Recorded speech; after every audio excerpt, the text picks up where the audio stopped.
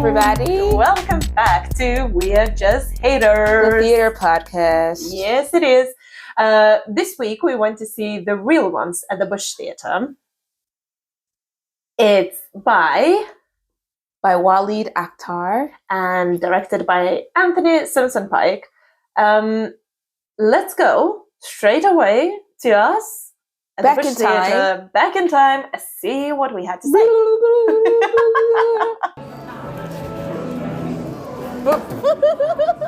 Still in the wrapper. Sorry. Still in the wrapper. Thank God. Oh, Jesus.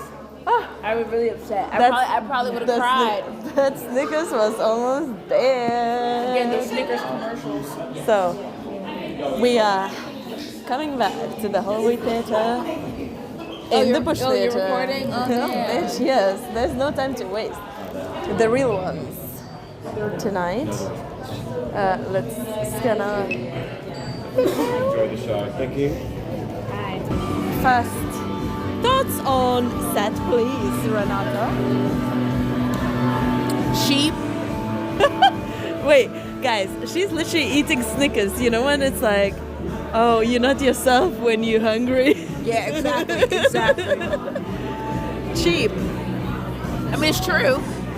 I mean, hey, It's literally it's 3/4 size as usual.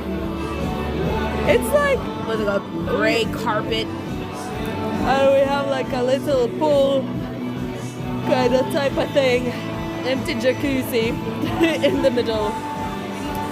And what's at the back? I don't even understand. Is that like just a cling film? A tarp or something.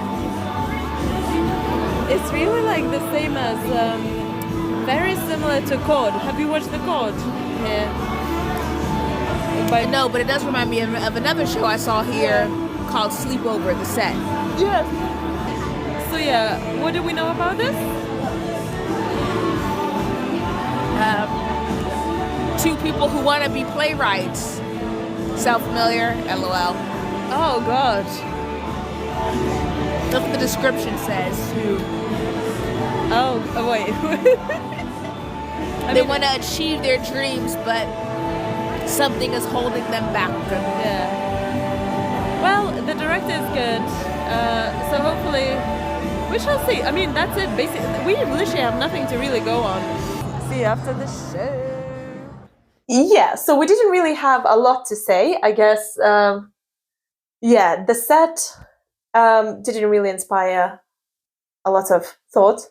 No, it was like a bunch of blue carpet. It was a weird blue too. It was like seafoam green, but also like sky blue. It was strange. It was very blank and bare and kind of ugly, frankly. It was quite ugly, and yeah, why did it? I don't understand the significance of the carpet, especially And the color of the carpet. yeah, and then this weird gauzy thing at the back for projections. So yeah, again, 4 chairs in the corners, kind of like I've seen a lot of sets like that at the Bush Theatre. Yeah, like I was saying in our thing, it looks like similar to the set from Sleepover. From Similar like to the chords. Minus the carpet. I mean, the carpet was really ugly. I don't know. Yeah. Yeah. I don't but the understand Brits it love their carpet though, like in their homes and in their sets, They which love is the like, carpet. you know, they're just unsanitary. Anyway, so basically, like the premise of the show, it's just very simple. It's 2 friends, both of whom want to be writers, playwrights specifically. Yeah. But you know, time goes on and they grow up and they go to 2 different paths and try to stay connected, but are ultimately unsuccessful in staying connected and staying close. We see Neelam that she participated in one of the like writers, whatever group Submissions, and didn't maybe get it or something. And I was like, oh, that's it then. I'm not gonna. Oh, but remember, the main character, her play was shortlisted, and a theater expressed interest and wanted to develop it, but they basically wanted her to change things about it that she did not want to. And after that, like you said, she gave up. That was like immediately, the first because, and last thing she did. Yeah. And then she said, forget it, I'm going to go to law school. literally. Yeah, because like it's very hard. So it was like, I think for a lot of theater makers in the room, it was like, okay. That was very short-lived. That was like, okay, you really wanted to do more this. so trying it over and over and over and, over and over and over again. You know what I mean? Not just giving up after one. But it felt like it was something that she had idea of, that it was maybe fun to do. But then maybe she didn't want to do it as, you know, full time. And I understand there like all the societal pressures, family pressures, all that. But we didn't really see her suffering so much about like leaving the creativity behind. It was mostly she like was fine with it. Yeah, it was mostly, well, I tried once and it didn't succeed. Like, so. And then her best friend, the other main character, Zaid, he wants to pursue it. So, you know, while she's moving up, deciding to go to law school, he's basically stagnant. So he's writing and stuff, but mostly he's just doing odd jobs, like working at a call center, working at a cinema, you know, the things that we as artists do. To be able to make money, low-paying jobs, trust fund, you know, still trying to get your stuff, still writing, still trying to get your stuff to be seen. Yeah. But, you know, to make money, you have to do other things. Yeah. But it's still a priority for him. Neelam eventually, you know, she graduates from school. She meets someone. She meets a man. Yeah.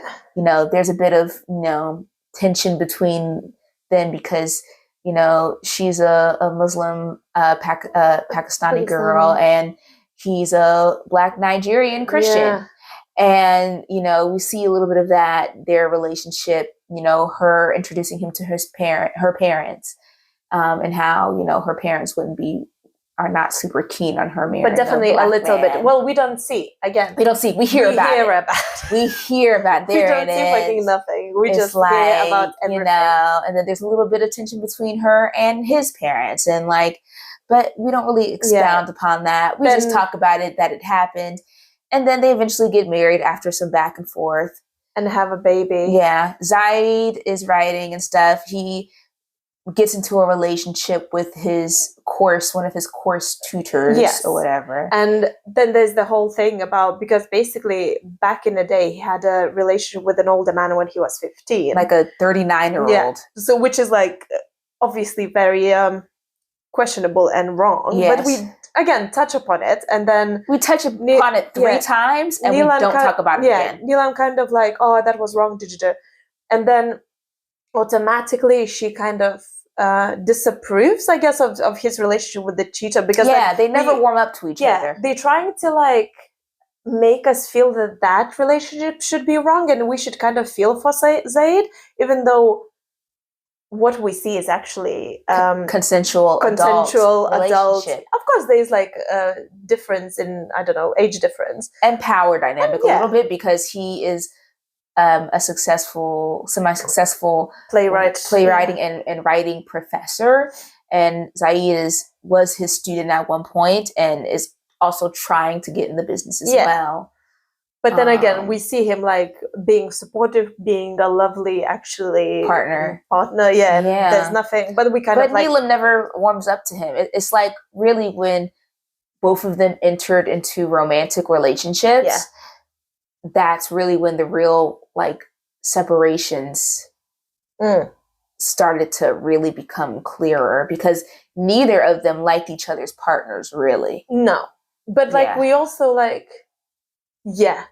and then what happens? I mean, lots of back and forth. She has the baby, and they lose connection. Zaid's father dies. He dies without ever coming out of the closet to him. Yeah. Oh, Zaid's gay, by the way. Oh, and then Zaid kind of like finds some success, and then his partner kind of doesn't, but he's still kind of there supporting him. I mean, he's a bit disappointed in himself, of course. Yeah. I mean, and they end up breaking up. Yeah. They do. And then he tries to connect with Neelam, but Neelam is busy with the baby, and then she ends up pregnant again. Yeah. And really, you know, they're going in two separate ways, because, to be honest, neither of them put in the effort to connect with each other at where each other is. No. You know, they don't really they try to reach out, they keep missing each other, but because, you know, the things that they wanted in life were so separated, they completely lose the connection with each other, which I think. But also, again, this is, I think, a lot that you dissected from a very limited. I did. That's just what I'm. That's literally a bunch of nothing was happening. I'm sorry to say. But maybe, well, it is. But I mean, that was the plot essentially. That was the plot. It ends. The relationship essentially ends, and that's the end of the play. What did we learn? I don't know. But let's listen to our listen to our immediate thoughts after, and we'll talk about it some more after. Yes, enough of yapping. Okay, Renata. After show thoughts. What a boring, one-note, one-dimensional piece of work. I feel like the playwright. God. The playwright heard the saying, and he was like, "This is incredible saying," but he misheard it. He heard the saying being "tell, not show." I'm gonna tell you, tell everything. Tell every internal thought that is in my brain. I don't know what it is that recently we're seeing these plays that literally feel like a stream, like kind of your social media stream, whatever feed. That's how it's called. Literally what it felt and I'm like, it feels like literally like going through one creator on TikTok and all the videos and be like, let me tell you. Get ready with me whilst I tell you about my father. Get ready with me when I tell you about how to become a playwright. Get ready with me when I'm... What was the story? Yeah, it was just a collection of things that happened. And also like, let's talk about everything. And literally, as a result, let's talk about nothing at all. But like it keeps happening. It's not the first... I already knew in that first 5 minutes, I was like, ooh, this is going to be boring. Also, Excuse me, Renata asked the usher, being like, listen, how long is this? She's like, 1 hour 30, sometimes me an hour 40. And I was like, okay, 1 hour 30, great. This bitch lasted almost 2 hours. It was almost 2 hours, yeah. Almost. Started at like 7:35, ended at 9:26. Damn it. Another dud.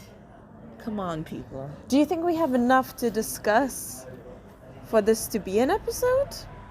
That's my big question.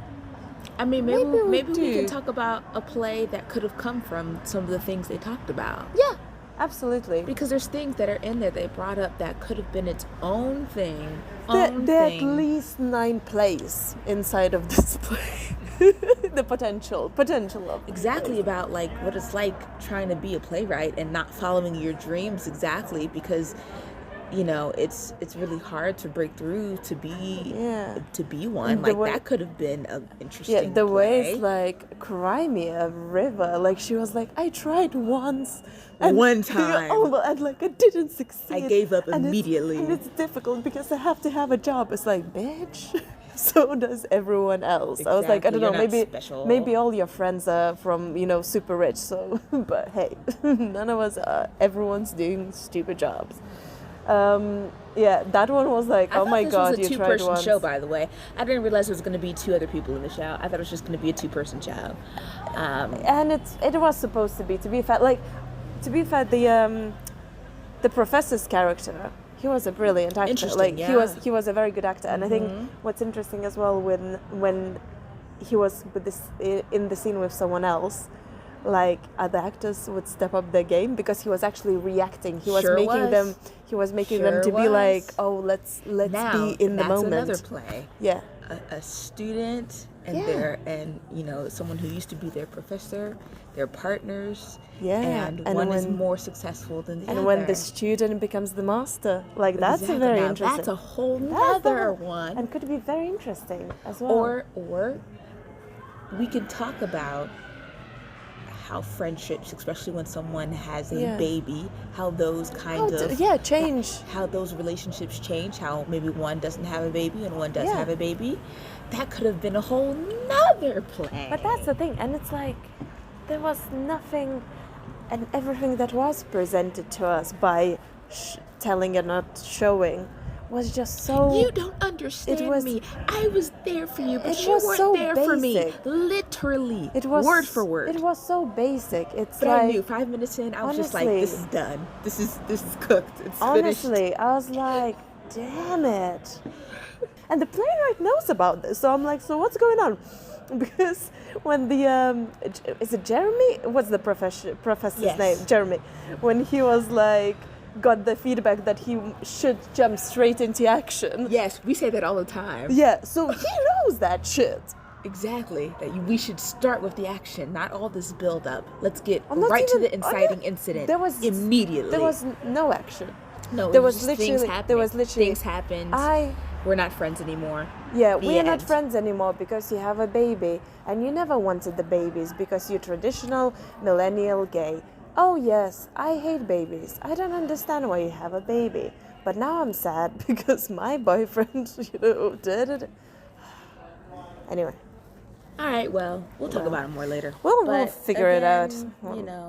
That's 2 for 2 duds, Bush Theater.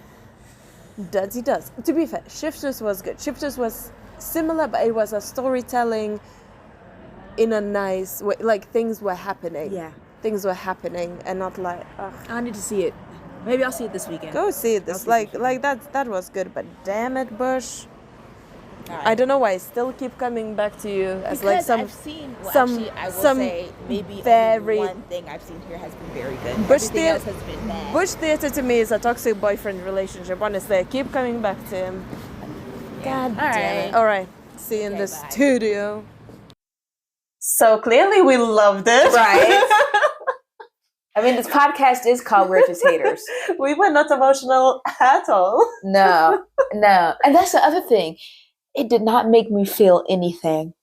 I did not feel just anger about how boring it was. Like, geez. I was just like, Jesus, when is this going to end? You know what's bad? When I keep looking at my watch to see when this is going to be I usually over. never do that, but this time I did maybe I could not fully engage. I was thinking about when we're going to cook tomorrow and everything else. Because it was just a collection of things happening with no real, plot. And again, it was just scenes. And again, and I'm interested in why this is the new normal, because it's a trend now. We see these plays that time and time again. We've already talked about it on this podcast. It's kind of also always the same thing. It's it seems like, where's the story? It seems like a collection of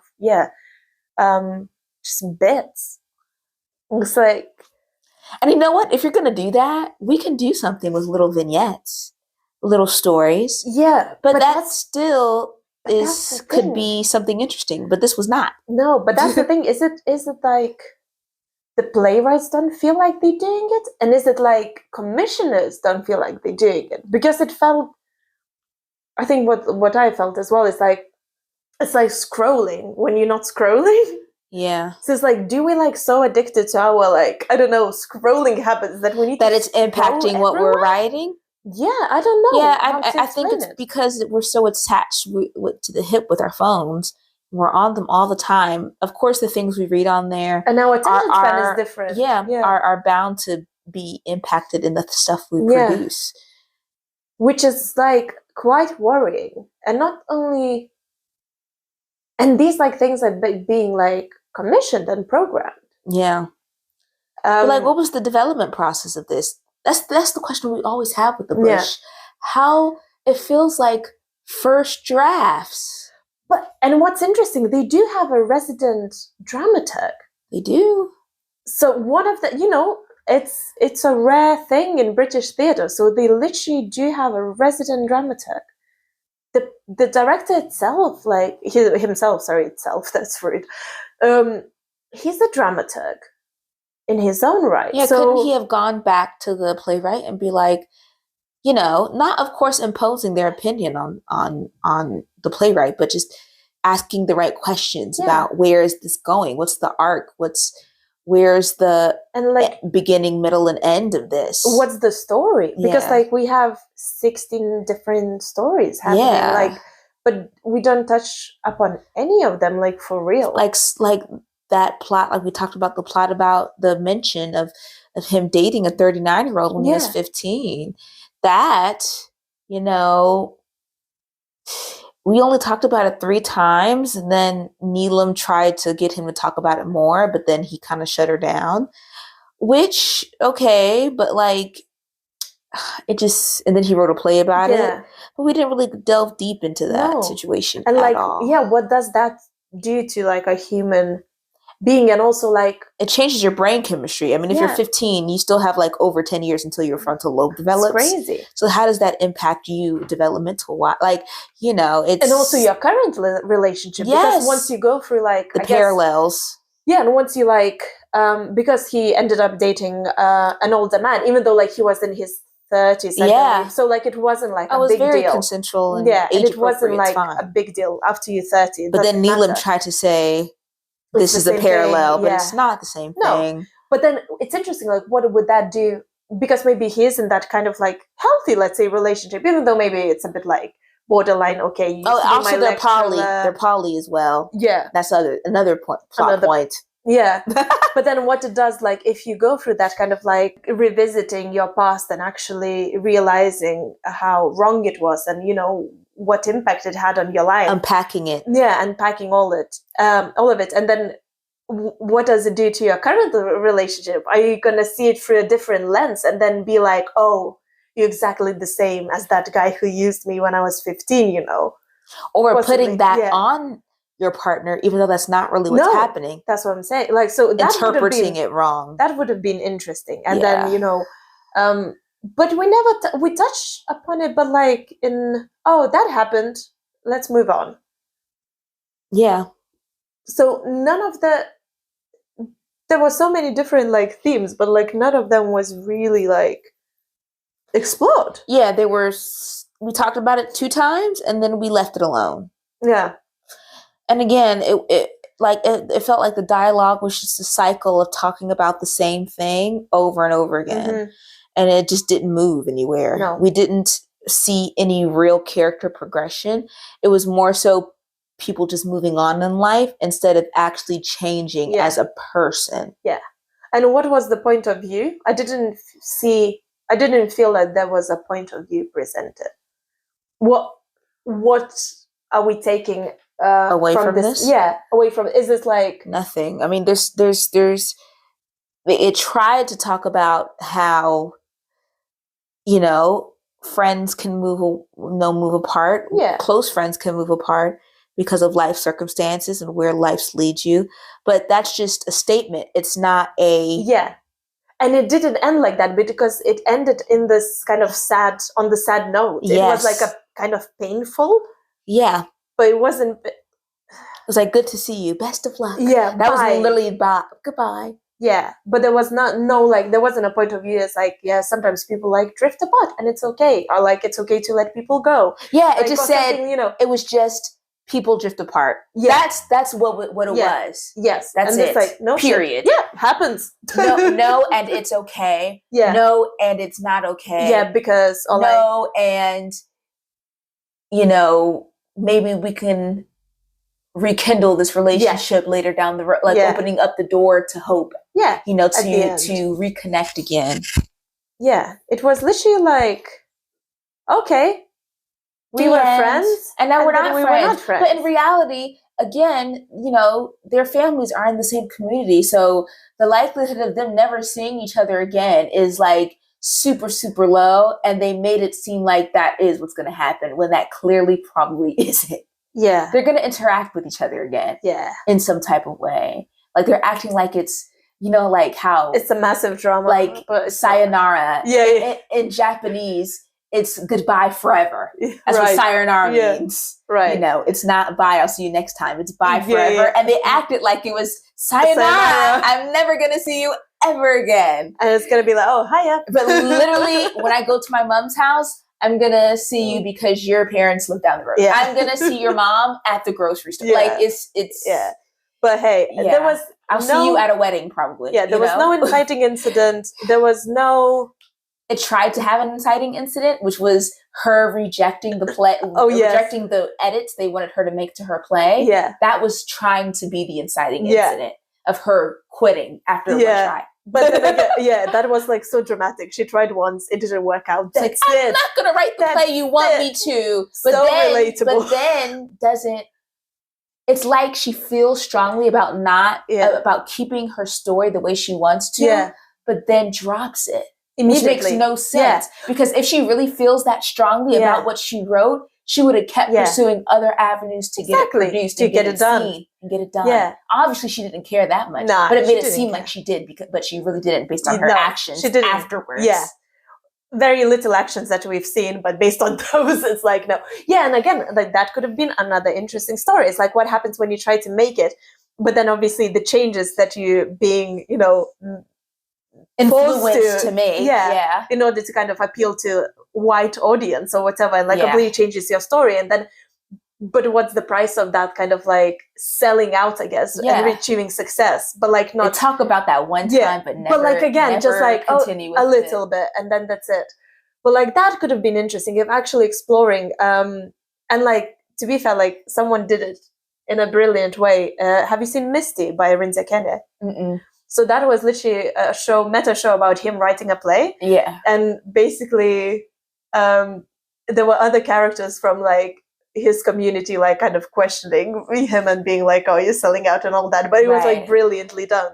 So I mean, it has been kind of done, but there are different, kind of different ideas that could be explored. But there was like, there was no point of view on anything. It's like one of them ones. It's just like loads of little things, and now look at me, I'm so vocal. I don't know, like and look at me, I'm talking about what everyone is talking about literally on social media. Yeah, literally, like, and that's the story. Copy paste. I'm, like we could have talked about like child being child free and what does that mean, and child free as a gay man, and but he did have a moment where he said, I don't want kids, but maybe I do want, like that type of, like, we could have gone in so many different directions, but it was too many things. And even when we did bring it up, it just got, and also, being in the community, like Southeast Asian community and being gay, that's obviously, and we talked about that, but we never really went there. No. At all. The only time we really went there is when he talked about how Neelam influenced him not to come out to his dad when his dad was dying as the result of a stroke. Yeah. Which, sure, but like, and then he was like, my dad will never know that part of me. And it's just like, okay, but let's like, and then he sent that email to his mom about being gay, that I'm coming out. Oh yeah, okay, but okay, sure. But then again, it's like, it's just where else are we going with this? Let's like continue. What's the story? And there was no story. I'm sorry to say, there was no story, and I don't know what it is that Bush Theatre keeps doing that. Is it because they're putting things out too quickly? Well, that's I feel like that's my only. How far in advance are they planning this season out? It's supposed to be at least 18 months. I feel like they do. They like, I don't think it's anything like crazy, but then maybe they don't have. Yeah, I don't know how they program. That's a very good question, because like it feels like my director friend, like in Scotland, did a very good kind of observation. Do you know Play, Pint and Pie in Scotland? It's a big thing. So it's lunchtime theatre. Oh, I like that. You go, it's in this old church, Oranmore. It's a bar now. And you go downstairs, you get a pint, you get a pie, and then you get a play. And you can read it? No, it's a show. They perform it. So you perform it. It's under 1 hour. I think it's like 53 minutes. It has to be something like that. Oh, I love that. And it's like all new writing. Obviously, Can we bring that here? Possibly. I don't know. It has to be. But the problem basically is because it is, it's very successful. It's always like sold out. I'm sure. It's busy. But the thing is, it's such a limited rehearsal time. It was my first assistant job doing that. But it's like you get 2 weeks to kind of like direct it. So to rehearse it. But the thing is, the play is by new playwrights usually. Yeah. So you need so much kind of like dramaturgical help as a director, but you don't have enough time. Right. So you just end up kind of like, this is what she said, you end up directing, but then you see like, this play, but you don't have time for that. You don't have time for that. So this is how it feels. Yeah. It feels like they just like, oh fuck, okay, we either rehearse it and like block it, or we have make to, it good. Yeah. So this is how it feels, because like I don't know how else to again. explain this. It feels very first draft. I mean, again, if they were doing it 18 months, which is like, I mean, 2 years is probably the best. Because then if you have it in a time, like lined up to when something's going to happen, then you can spend all that time and all that energy doing drafts, readings, drafts. And I know that takes money. Yeah. And I know it takes time. But in order for something to be good, no one ever writes anything good the very first time around, or even the second time around. It feels like now I can see they changed the running time on the website. Now it says approximately 2 hours. Yes, because it was 2 hours. Because the thing is, it's like it felt, when like you write a play, so then you just, sometimes you just say, just write whatever, because sometimes it's just good to write and then you can edit and then see what sticks, and like try different ideas. It feels like it's that draft when you write everything. Yeah. And then you're going to be like, oh, I'm going to edit it later. Yeah. But I feel like they forgot to do that. Exactly. And I think it comes down to just, they want to produce, interesting young people, new writers, and relevant shows. And maybe they feel like they're running out of time. Like if they don't hit the relevant topics in the time where people are talking about it, and may end up feeling dated later on. Maybe that's how they feel. But then again, but that's the same mentality. That's the newsfeed mentality, isn't it? It's like but that's why we're never gonna create modern classics if we have this mentality. Because the classics are the classics for a reason. And even though they were written some 100, some 150 years ago, we still go back to them for a reason, because they stand the test of time. Yeah, they have characters, they have archetypal ideas at the heart. And then if we don't build it in that way, then it's going to be like, man, when people see it, they're like, oh, well, this is never, like, I feel like a lot of the shows the Bush produces, actually probably all of them that I've seen they're never going to get mounted ever again. Well, except for Red Pitch. That's the only one I'm talking. That's the one I'm talking about. I guess. That's the only two. All the other things I've seen, who else is going to want to pick it up and do it again? But I don't know if it's going to be done again. I think that's a good idea, because like, do you see Red Pitch after 20 years? No, I don't. Yeah, me neither. I don't. It's like all these plays there. Actually, to be honest, not even all the plays just at the Bush, but all the things we've seen, I feel like they're not ones we're going to reach back to. Oh, I remember that play I saw 10 years ago that really made an impact. Let me revisit it. These are not These are not rewatch or reread worthy.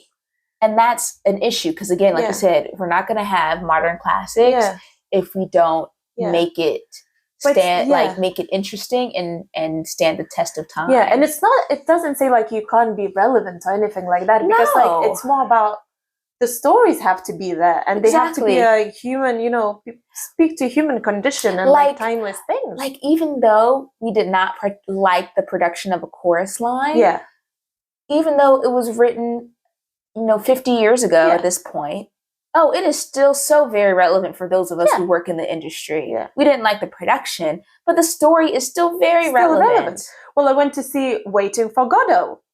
And that's old as hell. Still very relevant. Yeah. Because like people still feel stuck and like don't know, because like they tap into like not even existential, archetypal things. It's like and we are losing that. We like kind of like all about the we don't want to be archetypal. No. I think people are scared of being like everything else. And so they try to make it different, but they still end up like everybody else. Yeah. And the things that work are the things that work for a reason. Yeah. And I think people are trying to move away from that in an effort to be unique, but it's making it not good. But we had theatre for literally thousands of years. Greek plays still are relevant. Yes. Like there's another show we want to see that is another adaptation of an Antigone, fucking old as hell. Like, you know what I mean? Yeah, we gotta go to to see two Oedipuses, because why the hell not? We're literally seeing two different Oedipuses. Because why the hell not? You know?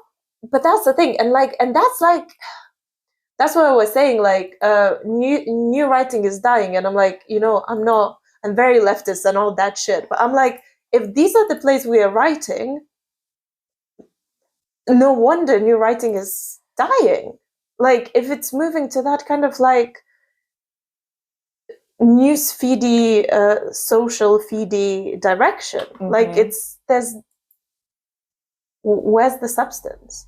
We're just gonna scroll it past it and completely forget it. Again, I think people are scared of being not hitting the iron while it's hot, striking it while it's hot, and that's why they keep going to social media for inspiration, which is okay. It's fine. Which is fine, because everyone is always influenced to the things that are happening around them. Yeah, but theater by itself, like, can never be, because it takes hella long time to write it, hella long time to get the funding, hella long time to, get it produced, rehearse. Like, it's never gonna be immediate as like our social media is gonna be. No, it's never that quick. Ever. So that's why, you have to tap into. I went to see Pins and Needles, is it, at the Kiln Theatre, about vaccines. And weirdly, again, because it was another newsfeedy, it's more like, that one wasn't newsfeedy, that was more like Facebook posts and comments section, So it felt dated. Again, it's like, we've been through this, because like, you try to use the same lexicon, the same kind of ideas from the news, from the media, like social media, and we've moved on already. We have. I was like, every time I keep saying, like, when I see these plays, this could have been a bitty tweet. Yeah, we could have summed it all up in, 30 to 60 characters. Yes.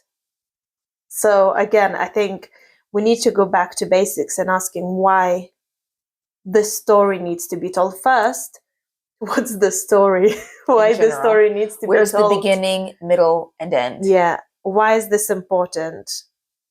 Here, now.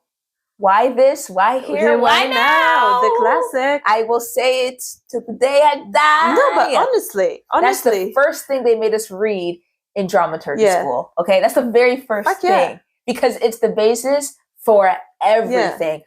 Yes, we can do arts for art's sake. However, there's a limit to that, I think. I think that's the thing.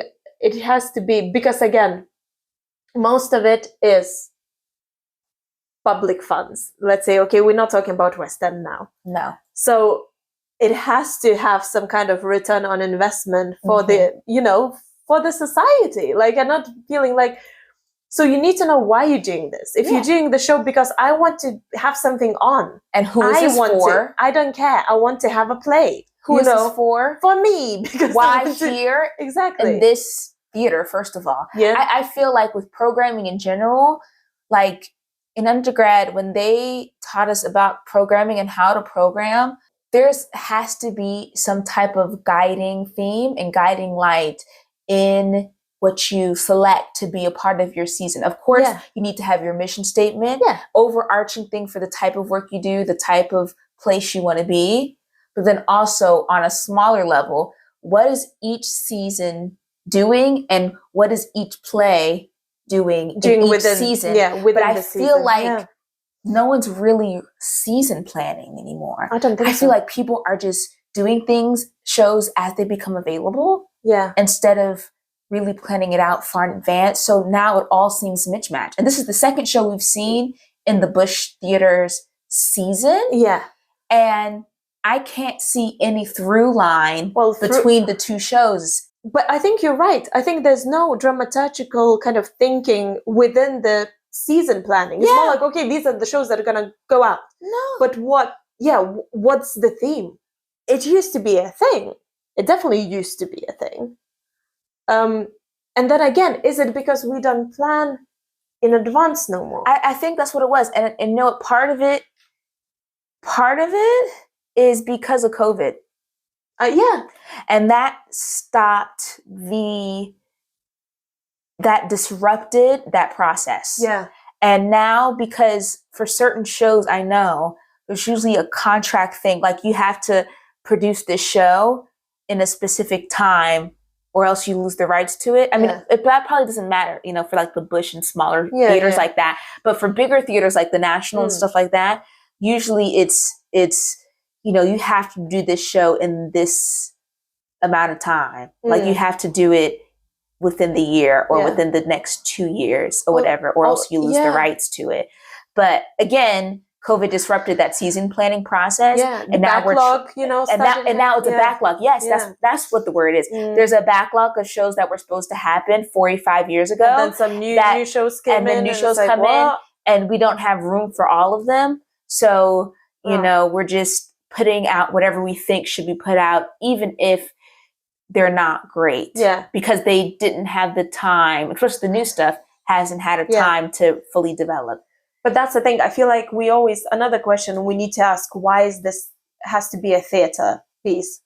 Because that's true. Yeah, because that relevance we're trying to kind of like pretend to be, I don't know, as immediate as social media, which goes against what theater is in general. Yeah. And like, we need to just stop doing that. Like, if you want to be like hip and immediate, write a tweet, like write a story, whatever. Make a TikTok, make a short film or something. Make a short film. This could have been an interesting short film. Yeah, make a YouTube TV series that you can film on your phone. Make a podcast. Yeah, make a podcast. I mean, yeah, right? Relevant. But that's the thing. If you want, theater is, I'm sorry to say, it's something bigger, and it has to be. It can't be just what we keep seeing, and it's just disappointing. Well, we've yapped enough, I think. Yeah, we yapped enough. Overall, I mean, the show just started last week, or 2 weeks ago. It's running for, when is it closing? No, it was a couple of weeks, remember? Because it's a couple of weeks ago. But it's still going until the end of October. End of October until October 26th. So you still got you can go and watch it. Long time to see it. So go see it. Form your own opinion. But what we said is our opinion, and that's what we think. Yeah, and I'm standing by it. So let's stand by it. Honestly. All right. Well, we'll see you next time. On the next episode of We're Just Haters. Again, if anyone's actually listening, if anyone's actually listening to this, to us just yap all day, let's be friends. We're going to say it again. Let's be friends. Leave a comment. Message us on Instagram. If you have any shows you want us to see, let us know what shows. Yeah. If you have any shows you're working on, let us know, and we'll come see your stuff. Yeah. Heck, if you want to send us a script or something, that's just the dramaturg speaking. We have enough stuff to do. We're busy. We're booked and busy. Well, see you next week. Bye-bye. Bye.